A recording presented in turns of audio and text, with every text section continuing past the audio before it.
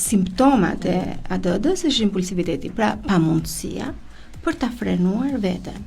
Për shkak se nuk mund të mendojnë se cila do jetë pasojë e një veprimi të bërë. Pra, nëse në një fëmijë të vogël ka pamundësi të kuptojë që po ja lëshoj dorën nënës dhe kalon rrugën, mund të vi makina dhe ta shtypi, ta zëm.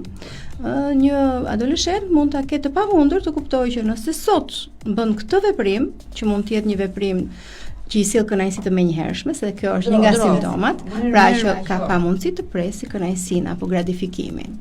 Këtë e kanë fëmijët e vegjël, por dhe ne të gjithë në një moment caktuar, po përpiqemi ta trajtojmë me ndihmën e shumë faktorëve në familje, njeriu përpiqet që të maturohet, që do të thotë pret momentin kur gratifikohet. Pra ne bëjmë një veprim dhe mund ta presim të mirën e këtij veprimi edhe me ditë, edhe me vite. Pra mësohemi që ta bëjmë këtë gjë. Tek fëmijët me ADHD kjo formë tek adoleshentët të rriturit, po themi, a tham që i marrin me vete, pavarësisht mënyrës se si shprehen, kanë pamundësi pra që të ruajnë një qetësinë, po të llogarisin pasojën e një veprimi impulsiv.